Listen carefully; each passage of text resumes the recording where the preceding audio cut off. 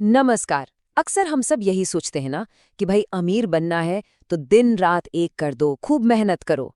लेकिन जरा रुकिए, क्या हो अगर कोई ये कहे कि आचार्य चाणक्य इस सोच से बिल्कुल भी सहमत नहीं थे। उनके हिसाब से अमीर और गरीब में जो सबसे बड़ा फर्क है ना, वो मेहनत का है ही नहीं, वो है बुद्धि के सही इस्तेमाल का। देखिए, ये स्लाइड चाणक्य की पूरी सोच का निचोड़ दिखाती है।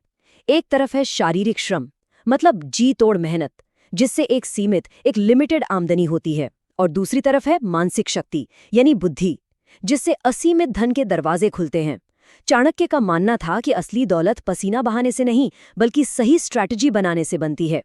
सोचिए, एक मजदूर दिन रात हथौड़ा चलाता है, फिर भी मुश्किल से घर चला पाता है। वहीं एक सेठ या साहूकार अपने दिमाग का इस्तेमाल करके दूसरों से काम करवाता है और अमीर बनता जाता है। और चाणक्य का ये एक वाकया तो सब कुछ साफ कर देता है। धन हमेशा बुद्धिमानों के पास जाता है, शारीरिक श्रम करने वालों के पास नहीं। मतलब साफ है, पैसा कमाना मसल्स का नहीं, माइंड का गेम है। ये एक ऐसा मेंटल शिफ्ट है जिसे समझना बहुत जरूरी है। लेकिन अब सवाल ये उठता है कि इस बुद्धि का इस्तेमाल करें तो करें कैसे? तो इसी के लिए आचार्य चाणक्य हमें 5 बहुत ही पावरफुल सूत्र देते हैं। ये सिर्फ नियम नहीं है, ये अमीर बनने का पूरा माइंडसेट है। ये 5 सूत्र हैं। पहला, अपनी बुद्धि में इन्वेस्ट करो। दूसरा, मौकों को पहचानो। तीसरा, पैसे से ज्यादा वक्त को कीमती समझो। चौथा, दौलत के लिए खुद को तैयार करो। और पांचवा, अपनी संगत यानी अपनी कंपनी सोच समझ कर चुनो। अब इनमें से कुछ सबसे जरूरी सूत्रों पर हम जरा गहराई से बात करेंगे, जो हमें सिखाते हैं कि फाइनेंशियल सक्सेस के लिए अपनी सोच को बदलना कैसे है। चाणक्य का तीसरा सूत्र कहता है, समय पैसे से 1000 गुना ज्यादा कीमती है। क्यों? अरे बहुत सीधी सी बात है। खोया हुआ पैसा तो शायद मेहनत करके दोबारा कमाया भी जा सकता है ना? लेकिन जो वक्त एक बार हाथ से निकल गया, वो हमेशा के लिए चला जाता है। वो कभी कभी लौट कर नहीं आता। दुनिया के जितने भी अमीर लोग हैं, वो सब एक बात पर सहमत हैं कि उनकी सबसे बड़ी पूंजी उनका टाइम मैनेजमेंट का डिसिप्लिन ही था। और चौथा सूत्र, ये भी उतना ही जरूरी है, धन आने से पहले खुद को तैयार करो। अब इसका क्या मतलब हुआ? इसका मतलब है कि पैसा संभालने के लिए जो अनुशासन, जो कैरेक्टर और जो आदतें चाहिए, वो पहले से बना लो। चाणक्य कहते थे कि धन एक नदी की तरह है। अगर अच्छी आदतों और सेल्फ कंट्रोल का बांध नहीं बनाया ना, तो वो नदी सब कुछ बहाकर ले जाएगी। कभी सोचा है कि लॉटरी जीतने वाले लोग अक्सर कुछ ही सालों में कंगाल क्यों हो जाते हैं? क्योंकि वो तैयार ही नहीं थे। और आखिर में पांचवा सूत्र है हमारी संगत के बारे में। ये लाइन तो हम सब ने कहीं ना कहीं सुनी होगी। हम उन 5 लोगों का औसत बन जाते हैं जिनके साथ हम सबसे ज्यादा वक्त बिताते हैं। हमारी कमाई, हमारा कैरेक्टर, हमारा भविष्य, सब कुछ हमारे आसपास के लोगों पर निर्भर करता है। अगर कोई नेगेटिव और आलसी लोगों के साथ रहेगा तो उसकी सोच भी वैसी ही हो जाएगी। और अगर कोई एम्बिशियस और होशियार लोगों के बीच रहेगा तो उसका दिमाग भी ऊंची उड़ान भरने लगेगा। ये सब बातें हमें एक बहुत ही दिलचस्प सवाल पर ले आती हैं। ज्यादा मुश्किल क्या है, पैसा कमाना या उसे संभाल कर रखना? ज्यादातर लोग कमाने पर ही सारा ध्यान लगा देते हैं, लेकिन चाणक्य के हिसाब से असली परीक्षा तो पैसा आने के बाद शुरू होती है। तो क्या है धन की असली परीक्षा? ये है उसे अपने पास बनाए रखने की और उसे सही तरीके से मैनेज करने की काबिलियत। चलिए इसे एक छोटी सी कहानी से समझते हैं। चाणक्य के जमाने में विष्णुदास नाम का एक व्यापारी था। उसने काफी मेहनत करके अपने परिवार के लिए कुछ पैसे जोड़े थे। एक दिन उसका एक रिश्तेदार भागा भागा मदद मांगने आया। बोला कि बाढ़ में उसकी सारी फसल बर्बाद हो गई।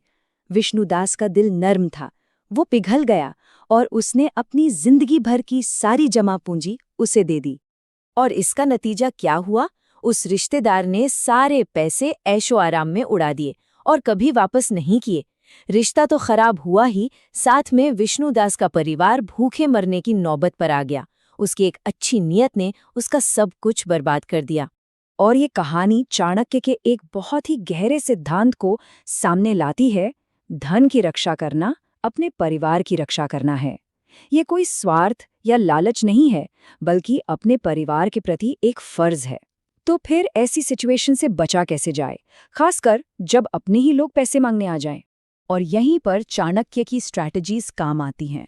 उन्होंने बिना किसी को नाराज किए या रिश्ता तोड़े ना कहने की कला सिखाई है। ये सिर्फ बहाने नहीं हैं, बल्कि ये बुद्धिमानी से भरे हुए तरीके हैं। पहली स्ट्रैटेजी है समय की ढाल। जब भी कोई पैसे मांगे तो कभी भी तुरंत हाँ या ना में जवाब मत दो। बस मुस्कुराकर कहो, मैं आपकी परेशानी समझ सकता हूँ, लेकिन मुझे सोचने के लिए 24 घंटे का समय दीजिए। ये जो छोटा सा डिले है ना, ये आपको सोचने का मौका तो देता ही है, पर अक्सर झूठे या नॉन सीरियस रिक्वेस्ट्स को अपने आप फिल्टर कर देता है। दूसरी स्ट्रैटेजी, रणनीतिक सवाल पूछना। 24 घंटे बाद कोई बहाना बनाने के बजाय उनसे पूछो, पैसे वापस करने का आपका ठोस प्लान क्या है? पैसा आएगा कहाँ से? और फिर ये जरूर कहो, देखिए हमारा रिश्ता पैसे से कहीं ज्यादा जरूरी है। अगर पैसे वापस नहीं आए तो रिश्ता खराब हो सकता है। ये सवाल सामने वाले की नीयत को शीशे की तरह साफ कर देते हैं। तीसरी स्ट्रैटेजी है बंधक का नियम। अगर वो फिर भी जिद करे तो बहुत प्यार से कहो, ठीक है मैं पैसे दे दूंगा, लेकिन फॉर्मेलिटी के लिए एक छोटी सी गारंटी चाहिए, जैसे एक पोस्ट डेटेड चेक। ये सिर्फ नीयत का टेस्ट है। जिसकी नीयत साफ होगी उसे इसमें कोई प्रॉब्लम नहीं होगी। चाणक्य कहते थे कि बिना गारंटी के दिया गया पैसा रेत में डाले गए पानी की तरह होता है, गायब हो जाता है। चौथी स्ट्रैटेजी, कमी का भ्रम। आप ये बता सकते हैं कि आपका पैसा किसी फिक्स डिपॉजिट या इन्वेस्टमेंट में लगा हुआ है, जिसे निकालने पर आपको पेनल्टी लगेगी, यानी नुकसान होगा।